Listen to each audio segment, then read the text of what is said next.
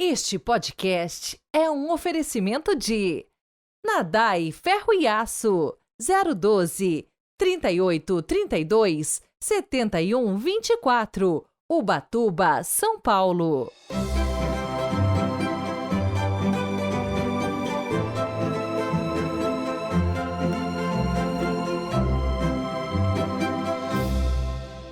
Olá, sejam muito bem-vindos ao Evangelho de hoje, sábado 16 de março de 2024. Hoje quero mandar aquele super abraço para dois ouvintes. Um é de Itapeva, Minas Gerais, da família Siqueira. O outro é aqui de Colorado, Paraná, Adenauer Júnior. Obrigado pela companhia de todos os dias.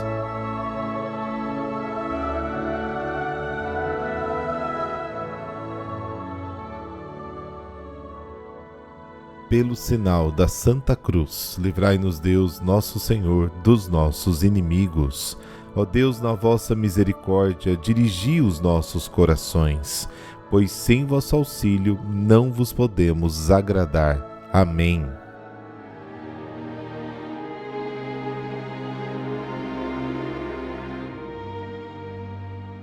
João, capítulo 7, versículos de 40 a 53. O Senhor esteja convosco, Ele está no meio de nós. Proclamação do Evangelho de Jesus Cristo segundo João. Glória a vós, Senhor. Naquele tempo, ao ouvirem as palavras de Jesus, algumas pessoas da multidão diziam: Este é verdadeiramente o profeta. Outros diziam: Ele é o Messias. Mas alguns objetavam: Porventura o Messias virá da Galileia? Não diz a Escritura que o Messias será de descendência de Davi e virá de Belém, povoado de onde era Davi? Assim houve divisão no meio do povo por causa de Jesus. Alguns queriam prendê-lo, mas ninguém pôs a mão nele. Então os guardas do templo voltaram para os sumos sacerdotes e os fariseus, e estes lhes perguntaram: Por que não o trouxestes? Os guardas responderam: Ninguém jamais falou como este homem. Então os fariseus disseram-lhes: Também vós vos deixastes enganar?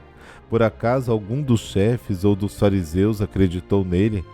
Mas esta gente que não conhece a lei é maldita. Nicodemos, porém, um dos fariseus, aquele que se tinha encontrado com Jesus anteriormente, disse: Será que a nossa lei julga alguém antes de o ouvir e saber o que ele fez? Eles responderam: Também tu és Galileu, porventura? Vai estudar e verás que da Galileia não surge profeta. E cada um voltou para a sua casa. Palavra da salvação. Glória a vós, Senhor.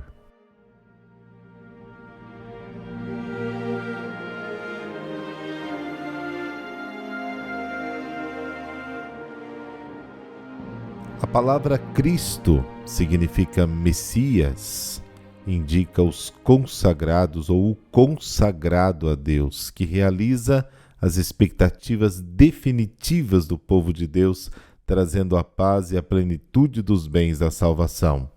Nem todos os ouvintes de Jesus veem nele o Cristo. Alguns o consideram um tal conhecimento impossível devido à sua origem da Galileia. A Escritura é de fato muito explícita a esse respeito.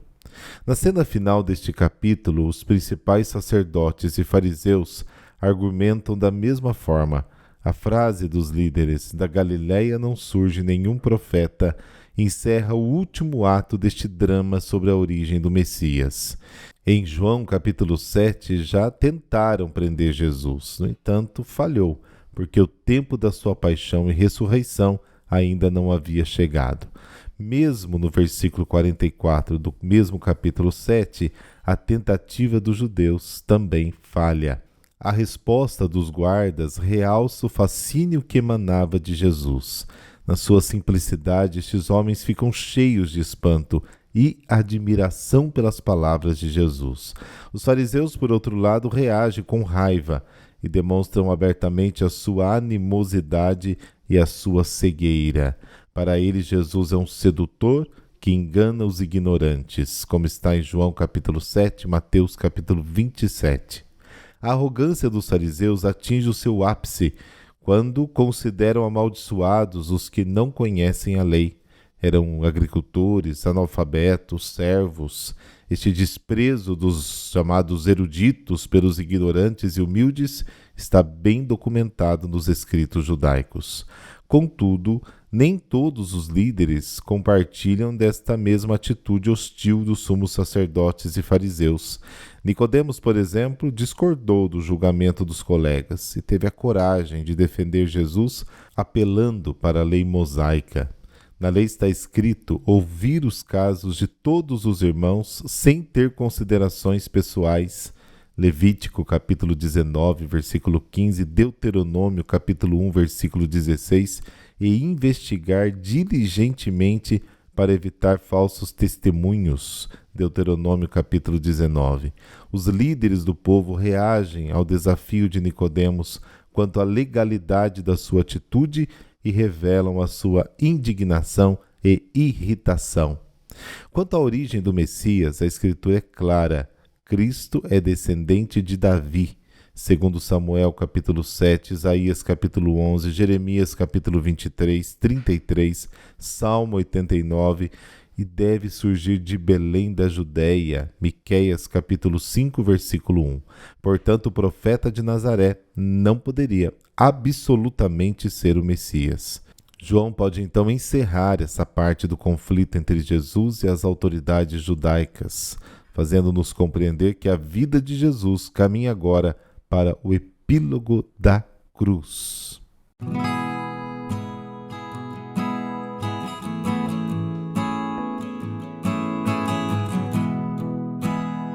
Santo Hilário de Aquileia.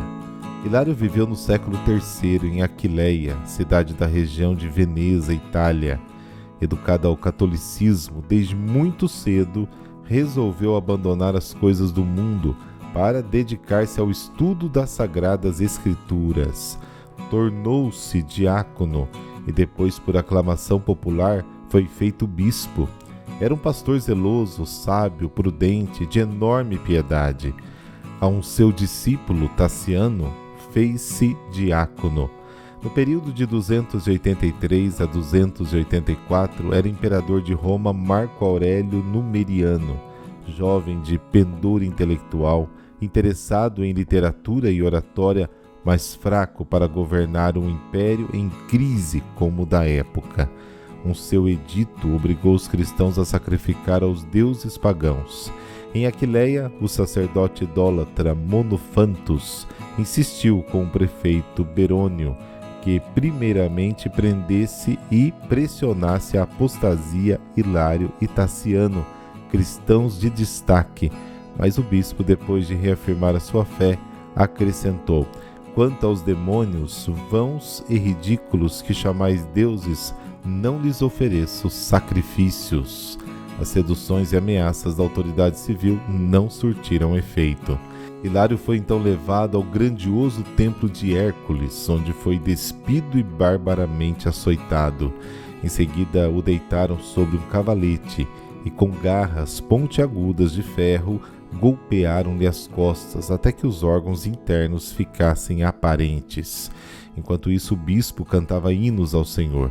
Por fim, Berônio, sem resultados, cansou-se do bizarro espetáculo e mandou jogar Hilário na prisão, onde continuaram os maus tratos. No dia seguinte, o mesmo processo foi aplicado em Tassiano.